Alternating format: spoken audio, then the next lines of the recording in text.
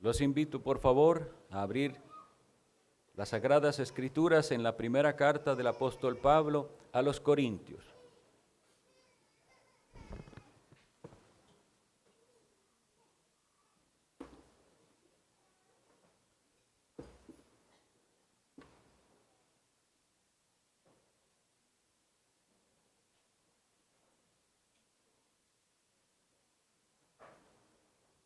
Primera a Corintios capítulo 3.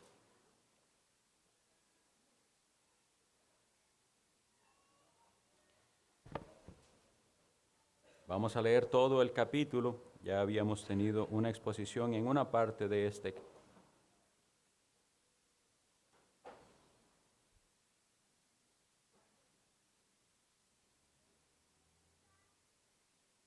Dice así la palabra de Dios. Primera Corintios capítulo 3.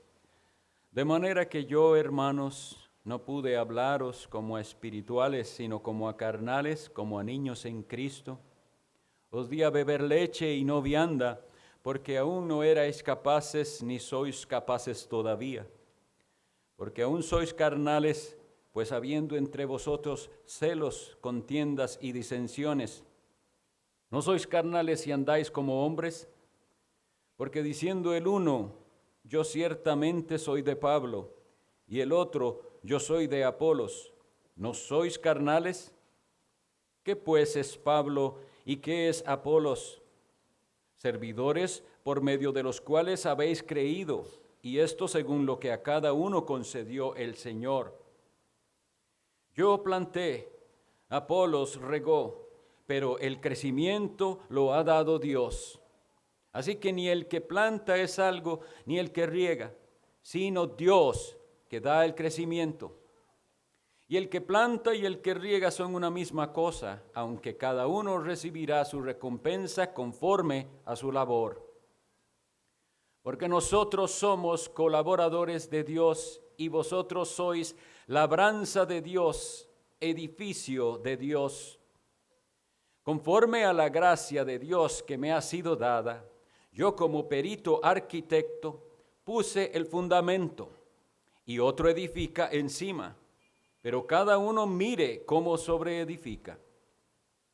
Porque nadie puede poner otro fundamento que el que está puesto, el cual es Jesucristo. Y si sobre este fundamento alguno edificare oro, plata, piedras preciosas, madera, heno o hojarasca, la obra de cada uno se hará manifiesta, porque el día la declarará, pues por el fuego será revelada, y la obra de cada uno cual sea, el fuego la probará. Si permaneciere la obra de alguno que sobreedificó, recibirá recompensa. Si la obra de alguno se quemare, él sufrirá pérdida. Si bien él mismo será salvo, aunque así como por fuego. ¿No sabéis que sois templo de Dios y que el Espíritu de Dios mora en vosotros? Si alguno destruyere el templo de Dios, Dios le destruirá a él, porque el templo de Dios, el cual sois vosotros, santo es. Nadie se engañe a sí mismo. Si alguno entre vosotros se cree sabio en este siglo, hágase ignorante para que llegue a ser sabio. Porque la sabiduría de este mundo es insensatez para con Dios. Pues escrito está, Él prende a los sabios en la astucia de ellos. Y otra vez, el Señor conoce los pensamientos de los sabios que son vanos. Así que ninguno se gloríe en los hombres, porque todo es vuestro, sea Pablo, sea Apolos, sea Cefas, sea el mundo, sea la vida, sea la muerte, sea lo presente, sea lo porvenir, todo es vuestro, y vosotros de Cristo, y Cristo de Dios. El Señor añada bendición a esta lectura de su santa palabra. Solo a manera de muy breve repaso, voy a aclarar que nosotros tuvimos una exposición de los primeros versículos de este capítulo, de los primeros 15 versículos. Y entonces aclaramos una enseñanza errónea que tristemente se metió en las iglesias evangélicas y ha prevalecido. Y es la de que hay una tercera clase de personas que se llaman los cristianos carnales. Personas que profesan fe en Jesucristo, pero que aún viven dominados de sus pecados y en cuya vida no hay ningún progreso espiritual. Y al ver estas personas que profesan ser cristianos y que van a las iglesias, que cumplen con lo mínimo que las iglesias piden de ellos, pero no crecen para nada, ni en su vida de oración, ni en su amor por la palabra, ni en llevar a alguien a los pies de Cristo, ni en su santificación personal, abandonando cada vez más las prácticas pecaminosas, mundanas, cualquier cosa que nos aleje de Jesucristo. Y esas personas se dan por cristianas basándose, como habíamos mostrado, erróneamente en ese fragmento mal interpretado. Pero nosotros sabemos que todo verdadero cristiano está vivo espiritualmente, y la señal de que está vivo es que va creciendo. Unos crecen más aceleradamente que otros, y gracias a Dios son nuestros ejemplos, pero todos debemos estar creciendo en la gracia y en el conocimiento de nuestro Señor. Aquellos que han sido enseñados falsamente que lo que va a ocurrir en el día del juicio es que sus malas obras van a ser quemadas, nosotros demostramos que no se refiere a eso el texto. No, muchos se llevarán la sorpresa pensando que lo que eran cristianos carnales, y no, lo que eran hombres carnales que nunca nacieron de nuevo. Es el tema de este capítulo. La iglesia vista, según nos dice el versículo, como un edificio, el edificio de Dios. Y hay muchas bellas ilustraciones que se dan de la iglesia en las Sagradas Escrituras, que es el cuerpo de Cristo, que es la novia del Cordero. Y según dice Efesios 5:27, esa iglesia debería ser y será presentada un día como santa y sin mancha. Pensemos en esas palabras, así debe ser la iglesia. Esa es nuestra meta y esa es la promesa de nuestro Señor Jesucristo que seremos. Pero la realidad presente es que las iglesias del Señor no son tan santas ni están libres de manchas. Esa no es la realidad de la iglesia militante. La iglesia no es perfecta todavía. Y nosotros tenemos que ser conscientes de ello para no tener posiciones antibíblicas, o sea, no bíblicas, al respecto de la iglesia. Habíamos dicho también, y es algo importante de mantener en nuestra mente, la iglesia bíblica no es una iglesia en la que no hay pecado en absoluto, sino que es una iglesia que trata bíblicamente con el pecado. Es decir, que no esconde el pecado, trata el pecado con el procedimiento bíblico de cómo se debe tratar el pecado según sea y según las circunstancias y ocasiones. Por recomendación de uno de los pastores, muy atinada, quisiera explicar un poquito cómo fue esa transición cuando estábamos hoy hace 8 hablando de la iglesia como ese edificio que los obreros, los ministros del evangelio están por medio de sus enseñanzas edificando la iglesia, y que ese material pudiera ser un material perdurable o perecedero. Y esa parte sí recuerdo haberla dicho, de que debe cuidarse entonces la doctrina, con qué clase de doctrina se está sobreedificando. Porque habíamos dicho, del fundamento tenemos que estar muy claros, no hay otro, es Jesucristo. Pero después pasamos a otra ilustración en la cual el apóstol Pedro en su epístola habla de la iglesia como construida con piedras vivas. Esto es diferente y sin embargo sí hay una relación. Porque cuando los ministros de Dios, los ancianos de las iglesias, los que predican y enseñan la palabra de Dios, tienen una mala eclesiología, cuando ellos no enseñan correctamente esa área de la Biblia que nos dice quiénes deben ser recibidos como miembros de la iglesia, entonces su material en cuanto a enseñanza es un material perecedero. Y eso les lleva a construir iglesias locales en las cuales son recibidas personas como miembros, pero que no son piedras vivas. ¿Y qué significa eso? Sino el error de admitir dentro de la iglesia del Señor personas que no tienen claras evidencias de haberse convertido y de haber nacido de nuevo. Y espero que esa aclaración sea suficiente. Pero voy a dar un ejemplo más sobre algo que la historia nos muestra reciente, al menos en mi experiencia y en nuestro país. Hace más de 60 años, tal vez más bien unos 70 u 80 años, vinieron misioneros de denominaciones pentecostales a nuestro país.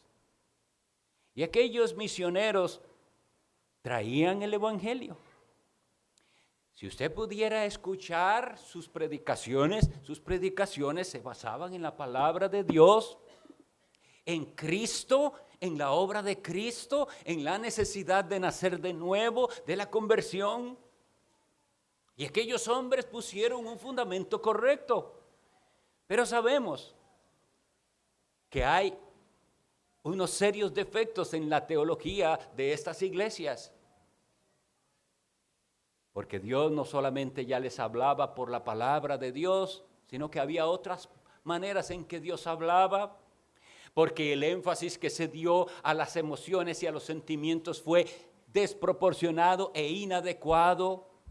Por salirse del principio regulador e incluir en los cultos cosas que a la gente le llaman la atención, pero que la Biblia no manda. Y entonces, ¿qué vemos generaciones después? Yo les digo lo que sucede y se los puedo decir. Si aquellos hermanos de iglesias pentecostales que yo conocí hace 40 o más años, que ya no están aquí, que ya partieron, si esos estuvieran hoy vivos y ven lo que pasa en aquellas iglesias, ellos ni siquiera irían a una iglesia así. ¿Qué sucedió? Material perecedero. Y entonces, eventualmente se ve una obra que no pasa la prueba del tiempo del fuego.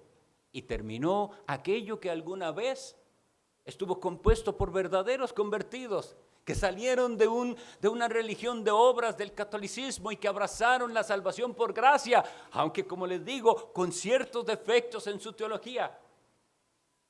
A lo que tenemos hoy, iglesias mayormente compuestas por gente inconversa, que se basa en sus emociones y en sus sentimientos, pero no ha tenido una nueva vida en Cristo. Pues eso es un ejemplo de lo que quería mostrarles. Aquellos hombres de Dios fueron predicadores sinceros, conocieron el evangelio, no predicaron, se enfatizaron en eso, pero lo que construyeron, el tiempo y el fuego de la prueba, ven que aquella obra pereció.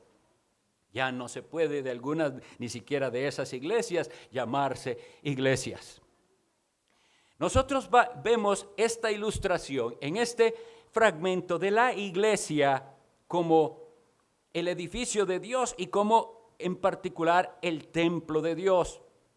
¿Qué significa un templo? ¿Qué es un templo? ¿Por qué se construía un templo? Un templo es un lugar en el cual se reverencia a Dios y en el cual Dios prometió su presencia. Esto es lo que nosotros vimos en el pacto antiguo. Pero cuando digo su presencia, es necesario aclarar algo. ¿Cómo esto de su presencia? ¿No es que Dios está en todos lados? Claro que así es, y el Salmo 139 lo dice de una manera muy preciosa. Lo leo para ustedes. El Salmo 139, el salmista dice, ¿a dónde me iré de tu espíritu? Salmo 139, 7. ¿A dónde me iré de tu espíritu? ¿Y a dónde huiré de tu presencia? Si subiere a los cielos, allí estás tú. Y si en el Seol hiciere mi estrado, he aquí, allí tú estás. ¿Qué se nos está enseñando de la omnipresencia de Dios? Que en todo lugar Dios está, pero no de la misma manera. En el infierno Dios está también. Y aunque suena extraño decirlo así, Él está ahí con su ira. Entonces, ¿a qué nos referimos con el templo como el lugar de la presencia de Dios? Cuando Salomón hizo aquel magnífico templo, se expresó de esta manera que nos puede ayudar mucho a entender este asombro. Segunda de Crónicas 6:1.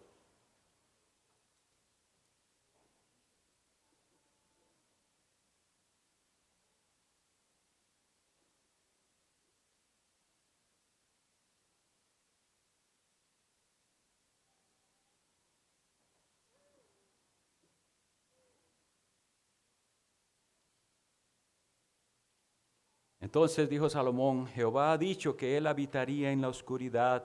Yo pues he edificado una casa de morada para ti. Oigan la palabra, una morada es el lugar donde vive alguien.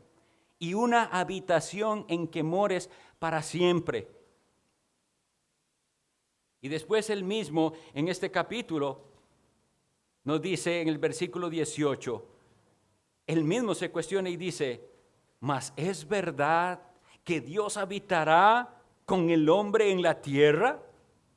¿Podrá ser esto posible? Y él pues dice, he aquí los cielos y los cielos de los cielos no te pueden contener, cuanto menos esta casa que yo he edificado. Hay aquí una paradoja. Él dice, yo hago una casa para que sea la habitación de Dios. Yo hago una casa para que sea su morada, pero después yo mismo pienso, ¿qué estoy haciendo? ¿Es esto posible? El Dios infinito, que los cielos y los cielos de los cielos no pueden contenerlo, ¿podrá ser que Él venga a habitar en una casa? Y así es, nosotros tenemos que asombrarnos de esta posibilidad, pero es real. Dios ha prometido en esta presencia manifiesta. Y cuando nosotros vimos hace algunos meses una exposición del Salmo 87, decía el salmista, ama Jehová las puertas de Sión más que todas las habitaciones o moradas de Jacob. ¿Recuerdan? Y habíamos visto cuán especial era para Dios la ciudad santa, por causa de que en esa ciudad estaba el lugar de su presencia. Su presencia. Esto es lo que es importante. Eventualmente, en el profeta Jeremías, en el capítulo 23, versículo 39, lo leo para ustedes. ¿Qué sucede como juicio a aquel pueblo infiel? Dios les dice, por tanto, he aquí que yo os echaré en olvido y arrancaré de mi presencia a vosotros y a la ciudad que di a vosotros y a vuestros padres. ¿Qué dice ahí? De mi presencia. Y en el capítulo 32, versículo 31, igual lo leo para ustedes. Dice, de tal manera que para enojo mío y para ira mía me ha sido esta ciudad desde el día que la edificaron hasta hoy, para que la haga quitar de mi presencia. Espero que me entiendan lo que estoy tratando de mostrarles. Vimos por el Salmo que Dios es omnipresente, que Dios está en todas partes. Pero estamos viendo que hay un lugar que se llamaba de su presencia, el lugar de su morada. Y ahora estamos viendo cómo Dios arroja a ese pueblo de su presencia. Eso no significa que allá en Babilonia o donde fueron ellos enviados cautivos, ahí no estaba Dios. ¿Verdad? No significa eso. Dios también estaba en Babilonia, pero su presencia, su favor, su manifestación de amor y favor por su pueblo se acabó ahí. Ya no los quería en su lugar santo. Ahora, nosotros volviendo a 1 Corintios 3, creo que eso nos debe hacer meditar. ¿Qué es lo que quiere decir? Que la iglesia sea el edificio de Dios, como dice el versículo 9, vosotros sois labranza de Dios, edificio de Dios. Y después, en el versículo 16 dice, ¿no sabéis que sois templo de Dios y que el Espíritu de Dios mora en vosotros? ¿Ustedes sabían que esa frase... Estoy oyendo a un predicador que lo mencionó. La usa muchísimo Pablo en esta epístola. Es ¿no sabéis? ¿A qué le suena ese tipo de expresión? A que nosotros deberíamos saber. Y se nos tiene que preguntar, ¿no está entendiendo usted las cosas? Pues lamentablemente pienso que hay muchos que no las están entendiendo. Y por eso el apóstol tiene que decir, ¿no sabéis? ¿No ha entendido usted de qué se trata esto? ¿No sabe usted? ¿Y qué es lo que la gente parece ignorando? Que sois templo de Dios. Ahora, aquí lo que se dice es de la comunión de los creyentes, es decir, en plural, ustedes todos juntos forman el templo de Dios. Eso es lo que se quiere decir.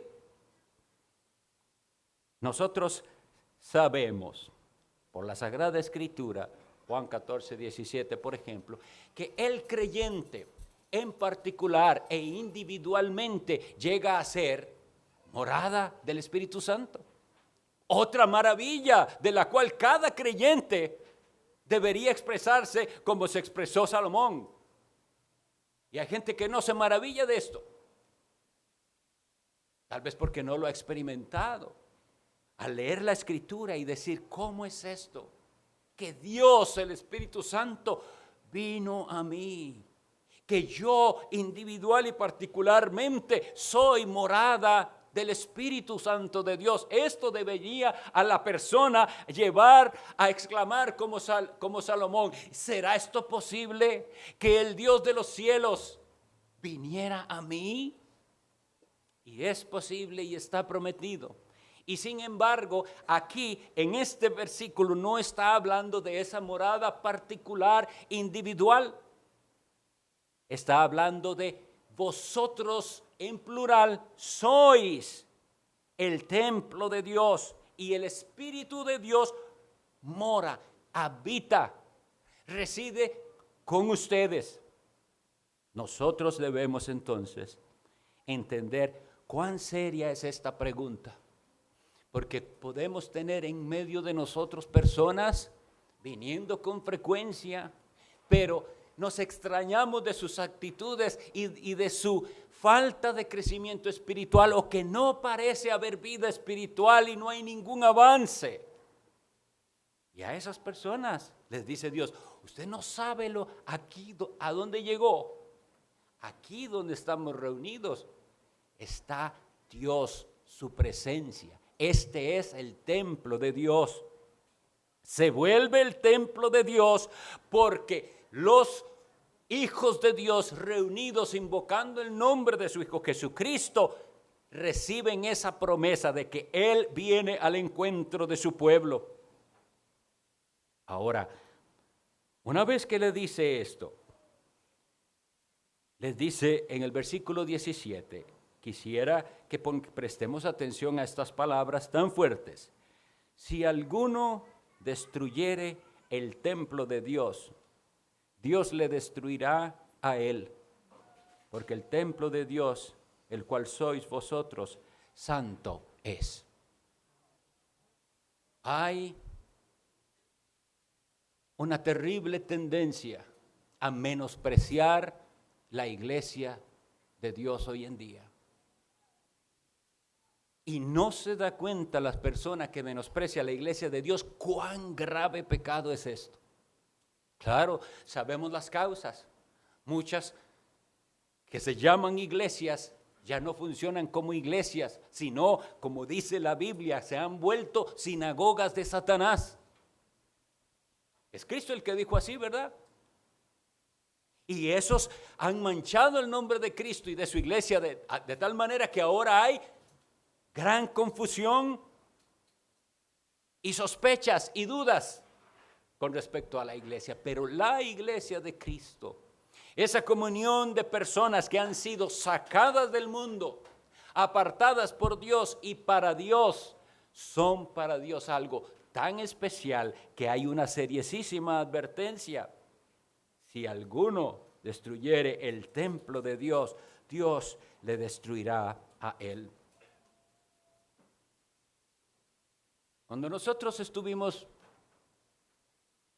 siendo expuestos a las cartas a las iglesias en Apocalipsis, recordamos cuán claramente se nos explicaba que Jesucristo camina en medio de los candeleros. De 7 candeleros que había ahí, Jesucristo paseándose en medio de los candeleros. Y claramente se nos enseñó que esa es la presencia prometida del Señor Jesucristo en sus iglesias. Pero también con mucha claridad vimos cómo el Señor advirtió a una de esas iglesias que si no se arrepentían, ¿qué iba a suceder? Por ejemplo, le dijo a la de Éfeso: arrepiéntete, porque si no, vendré a ti y quitaré tu candelero de su lugar. ¿Qué representan esas palabras? Jesucristo está diciendo: si ustedes no aprecian la iglesia como deben apreciarla y andan conforme a lo que se ha pedido de los que son pueblo de Dios, puede llegar el momento en que Dios retire su presencia. Tremendo juicio de Dios. ¿Habrá algo más terrible? El que una iglesia ya no cuente con la presencia manifiesta de Dios. Sí, puede que la iglesia queda, sus edificios quedan, su rótulo queda y hay gente ahí, pero ¿quién no está? La presencia manifiesta de Dios. Les ha abandonado Dios porque ellos abandonaron su palabra. Es muy, muy serio lo que estamos diciendo. Ellos no consideraron el templo de Dios cuán santo y sagrado es, y ahora Dios los deja seguir su propio camino y retira su presencia. Pensemos en esta frase: si alguno destruyera el templo de Dios, Dios le destruirá a él. Y vamos a aclarar: ¿se puede destruir el templo de Dios? La iglesia universal, aquella que está compuesta por todos los redimidos, los que han sido lavados por la sangre del Cordero, aquellos que se han arrepentido de sus pecados y han confiado únicamente en Jesucristo y en el sacrificio de Jesucristo para salvación. Esa es la iglesia universal y está esparcida por todo el mundo. Y esa también es un edificio, pero un edificio indestructible, que Jesucristo dijo en Mateo 6, edificaré mi iglesia y las puertas del Hades no prevalecerán contra ella. Y nosotros más de 2000 años después somos testigos de que esa iglesia sigue y nada ni nadie la podrá destruir. Es decir, La iglesia universal es indestructible, pero tenemos que ser conscientes de la realidad de que una iglesia local, una iglesia particular, sí puede ser destruida, sí puede dejar de existir, sí puede pasarle eso de lo que recién estoy hablándoles, de venir Cristo en juicio y a quitar el candelero de aquella iglesia. Por eso es tan serio el tema aquí. Porque entonces dice, si ustedes entienden de lo que estamos hablando, pongan ahora atención, porque hay muchas cosas de las que tenemos que hablar, dice el apóstol Pablo. Recuerden que él ha estado dando fundamentos. ¿Qué es realmente? ¿Qué es el evangelio? ¿Qué es la palabra de la cruz? ¿Quiénes son aquellos que entienden? Y ahora va a hablar de una serie de cosas muy, muy importantes en esa iglesia que si no se tratan, podrían destruir a aquella iglesia. Ahorita no las vamos a ver todas, pero voy a mencionarlas y eventualmente vamos a estar tratando estos temas. Pero él empieza por las divisiones. Las divisiones destruyen una iglesia y por eso debemos tratar el tema apropiadamente. ¿Cuáles son las razones de esas divisiones pecaminosas?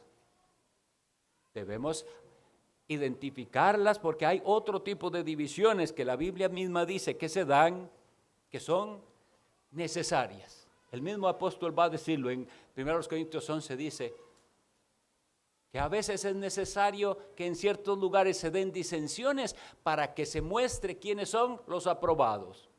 Pero no es de esas divisiones. Hay divisiones por causas incorrectas, no bíblicas, que pueden destruir una iglesia. Y entonces él comienza a explicar todo este tema de las divisiones, de los partidismos. Hoy en día nosotros vivimos cosas así y a veces no las notamos, siendo que Dios ha levantado hombres, líderes, buenos predicadores. Fácilmente se hacen facciones y partidos. No debe ser. Nosotros podemos beneficiarnos de muchos hombres y predicadores sin que eso significa que tengo que estar de acuerdo en todo lo que aquel hombre dice. Pero cuando no se entiende así, entonces en la misma iglesia local que aquel hombre predicador ni siquiera sabe que existe aquella iglesia y están dividiéndose porque unos prefieren a tal predicador y otros a tal otro predicador y otros a tal otra tendencia que está saliendo. No, nosotros tenemos uno a quien seguir, a Jesucristo el Hijo de Dios. Y él se los aclara mucho, dice, ¿quiénes somos nosotros? Somos nada más colaboradores de Dios. Entonces él va a tratar y está tratando el tema de las divisiones, porque eso puede destruir una iglesia.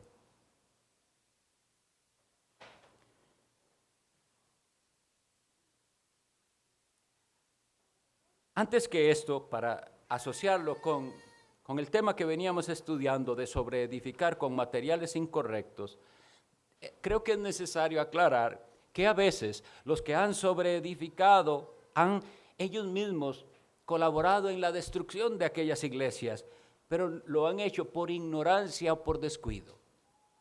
Debemos reconocer que es así. Algunos de aquellos que plantaron iglesias y predicaron, ellos mismos por su ignorancia o tal vez por su descuido colaboraron con ese material inapropiado en la destrucción de aquella misma iglesia. Y esto es triste, pero sucede y tenemos que reconocer que es así. Sin embargo, estas otras cosas de las que vamos a hablar, que también pudieran darse por ignorancia o por descuido, pero deben tratarse en la iglesia local. Divisiones, inmoralidad, idolatría, mundanalidad, falsa doctrina, son cosas de las cuales trata esta epístola. Al hablar de inmoralidad, por ejemplo, ¿es imposible que en una iglesia de Cristo se dé casos de inmoralidad?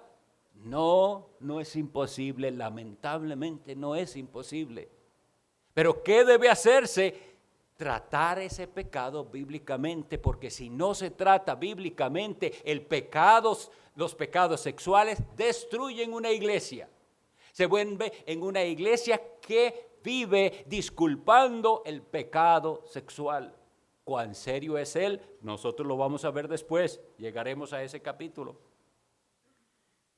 La mundanalidad, esa tendencia a seguir los patrones del mundo, que se vuelve después en una idolatría y en un adulterio espiritual, de lo cual Santiago en su carta dice: oh almas adúlteras, ¿no sabéis que la amistad con el mundo es enemistad contra Dios? Mis estimados, esto destruye el templo de Dios. Tolerar esas cosas destruye el templo de Dios.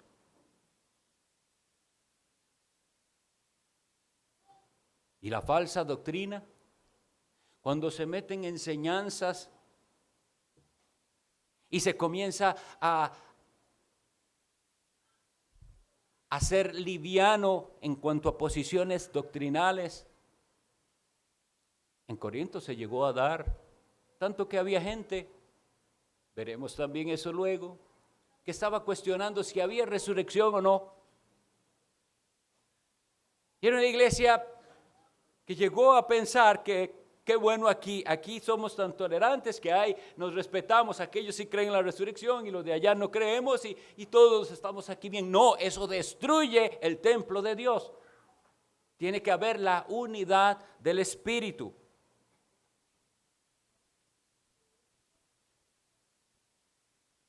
Tomemos este tema seriamente, porque no es imposible que entre nosotros pase lo que pasó y que se nos da como ejemplo en el mismo ministerio de Jesucristo. Puedo leer para ustedes el Evangelio de Juan capítulo 6, versículo 70. Vean las palabras de nuestro Señor Jesucristo. Jesús les respondió: ¿no os he escogido yo a vosotros los 12, y uno de vosotros es diablo? Si nosotros cerramos nuestra mente ante la posibilidad de que hay diablos en medio de nosotros, también estamos ayudando a la destrucción del templo de Dios. No, tenemos que estar alertas y tenemos que estar clamando al Señor que nos libre del maligno. ¿Y quiénes son estos diablos? Claro, sabemos las ideas que la industria perversa de Hollywood ha puesto en las mentes de las personas para que siempre que se imaginan al diablo, ustedes saben las cosas que ellos. Pero no, son personas, instrumentos de Satanás, que pueden estar incluso en las iglesias, pero que no reconocen a Jesucristo realmente. Y eso, como Judas. Judas lo conocía, lo escuchaba, pero su corazón no era de Cristo. ¿Entendemos cuán serio es esto? Si hay en medio de nosotros diablos, personas que nada más cumplen con lo mínimo que se supone que se les pide, pero su corazón está lejos. Y a esos cabe también las palabras de nuestro Señor Jesucristo. Este pueblo de labios me honra, pero su corazón está lejos de mí.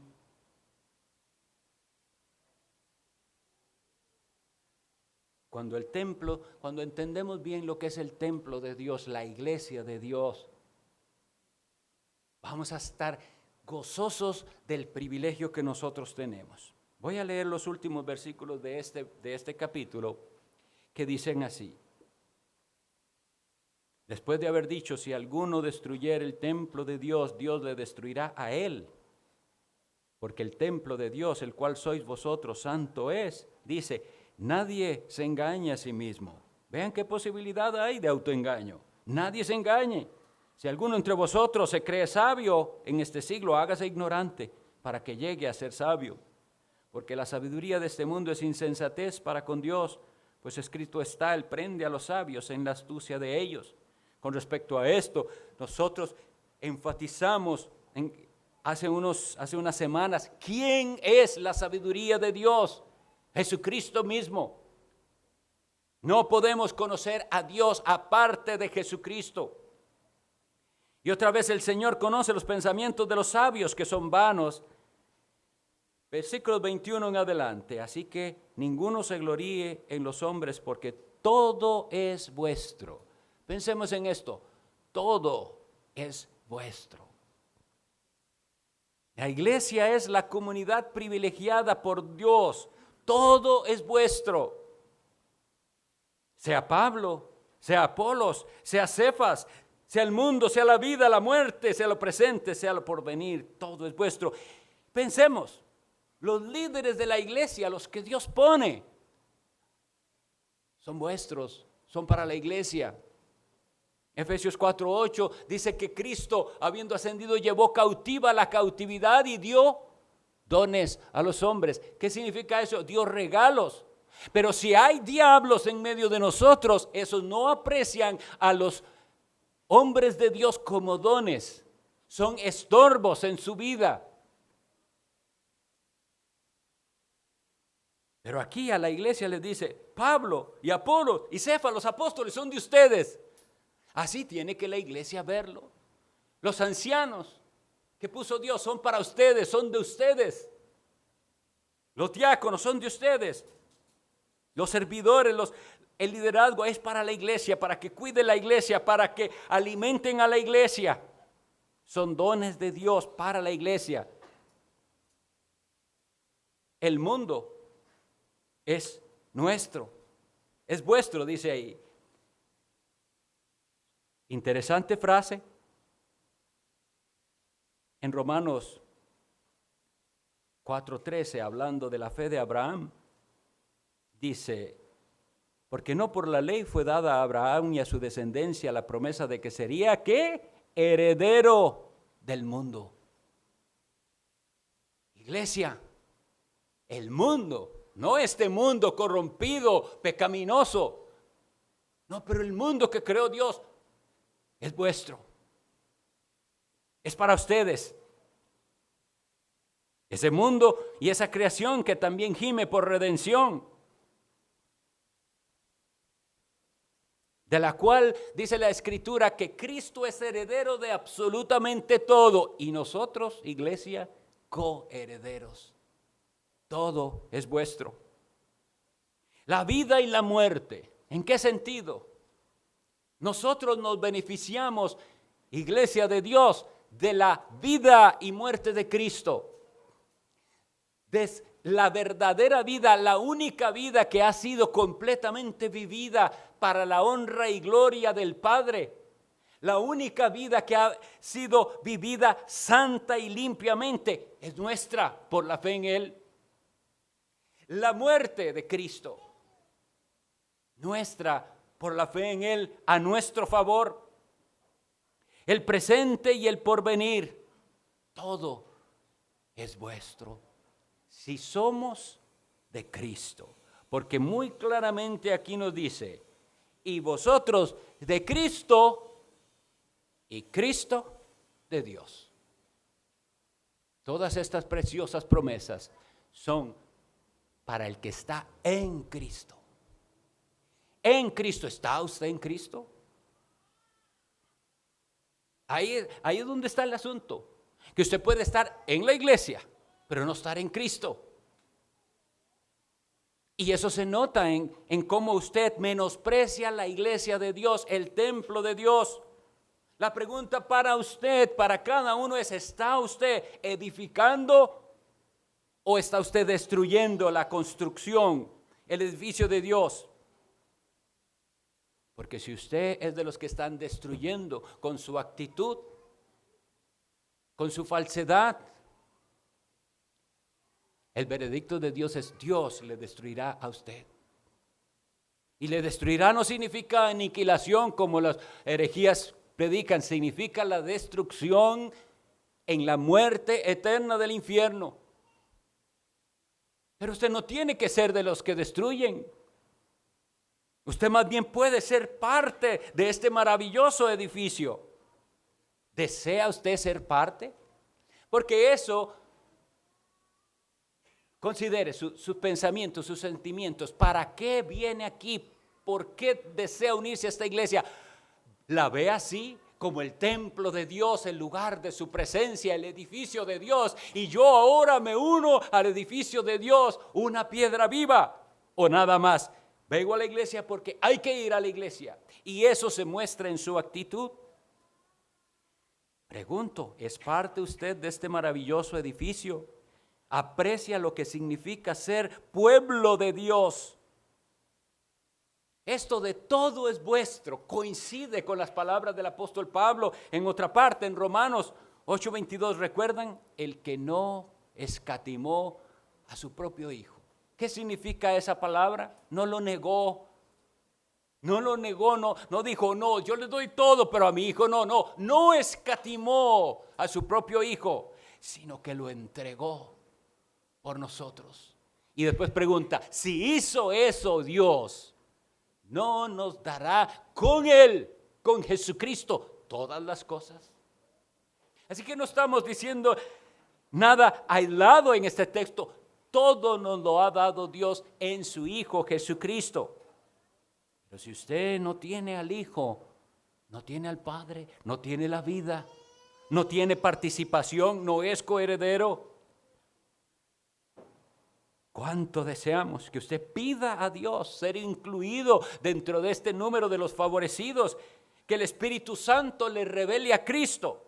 Si eso no ha pasado, usted no es parte del edificio. El Espíritu Santo viene al corazón del pecador y le hace ver su urgente necesidad de Jesucristo, y el pecador clama a Jesucristo para poder llegar a ser hijo de Dios. Y la advertencia tan seria sigue aquí. El que destruyere el templo de Dios, Dios le destruirá a él, porque el templo de Dios, el cual sois vosotros, santo es. Vuelvo al inicio. Santo es y debe ser, lo es en un sentido ya definitivo. La iglesia es santa. Es santa en virtud de que Dios los ha llamado y los ha apartado del mundo para Él. Ya es santa la iglesia. Y sin embargo está llamada a buscar esa santidad de manera práctica. Esa iglesia que es santa debe parecer santa. Esa santidad no tiene que ser algo extraño, interno ahí, yo soy santo, aunque no parezca. Debe parecer. Debe verse hombre y mujer que usted no es como los del mundo, que sus intereses no son como los del mundo, que usted tiene unas prioridades diferentes y que entre sus prioridades está el pueblo de Dios. Cuánto amo estar en los atrios de la casa de mi Dios. El salmista decía que prefería un día estar en la casa de Dios que 1000 fuera de ellos. ¿Y cómo se ve? ¿Y cómo hacer este examen de si usted está apreciando lo que significa el templo de Dios? Porque como les decía, los que están dañando el templo de Dios, algunas veces puede ser por ignorancia y otras por descuido y otras por maldad. Pero ¿cuál es su actitud aquí? Eso se muestra. Porque, por ejemplo, tenemos este interés de que nos preparemos para el culto teniendo un momento de quietud. ¿Por qué es eso? ¿Será que una idea más que se les ocurrió a los ancianos? ¿Y cómo recibe usted eso? ¿Lo entiende? ¿Entiende para qué es, por qué es? ¿O simplemente usted dice, lo hago porque dicen que hay que hacerlo? ¿Entiende lo que va a ocurrir aquí cuando el hombre de Dios se para aquí e invoca el nombre de Jesucristo y recibiremos la promesa de que Él se hace presente? Y usted está con su actitud como si esto fuera cualquier reunión. Y por eso cabecean en los sermones y se duermen.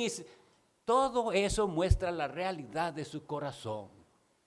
Y cada vez que hablo de esto yo aclaro. Yo sé que hay personas que tienen medicamentos, que pasaron mala noche. Y esos son una minoría y se sabe los casos. Pero cada uno sabe cuál es su situación. Si no le interesa lo que se habla aquí y lo que se enseña aquí, ¿qué está haciendo aquí? Pero cuando usted clame a Dios y le diga, cámbiame este corazón que no tiene interés en lo espiritual y lo eterno, y rendido a Cristo, pida perdón y se arrepienta de esa manera de ser, entonces usted entenderá, ahora entiendo a esos que tan gozosos dicen otra vez el día del Señor. Qué lindo cuando nos explicaron que un día será un domingo para siempre. Pero el impío y el inconverso no entiende. Domingo para siempre. Si el domingo lo que hago es soportar a ese hombre que deje de hablar para ya poder irme a almorzar. ¿Por qué hablamos así? ¿Por qué hablamos así? Lo habíamos explicado. Estuve entre vosotros con mucha debilidad y con temor y temblor, porque de lo que estamos hablando no es de cualquier cosa. Estamos hablando del destino de su alma. Si usted hoy no disfruta la presencia de Dios, lo cual se nota en cómo usted canta, si es que canta, lo cual se nota en cómo usted ora, si es que ora, lo cual se nota en cómo usted lee las Sagradas Escrituras y con reverencia o nada más, ya hice lo que había que hacer. Hoy no es un día para que simplemente se sienta mal, sintiéndose tal vez acusado por la palabra de que usted es diablo. Hoy es día para que usted clame al Señor y le diga que le cambie su corazón, para que usted pueda gozarse con los santos. Cuando oye que un día estaremos alrededor del gran trono majestuoso de la gloria, y ahí estaremos todos los redimidos, adorando al Cordero por siempre. ¿Cómo es descrita esa Jerusalén? Preciosa ciudad. Solo es un símbolo. Esa es la iglesia de Dios. Que Dios tenga misericordia de nosotros y nos ayude a apreciar lo que es la iglesia local. Dios ha tenido misericordia de esta iglesia local y no ha permitido que sea destruida. Pero supongamos, contemos que el Señor Jesucristo todavía no venga. Y dentro de 50 años, ninguno de los que hoy estamos aquí de ancianos vamos a estar aquí. No creo.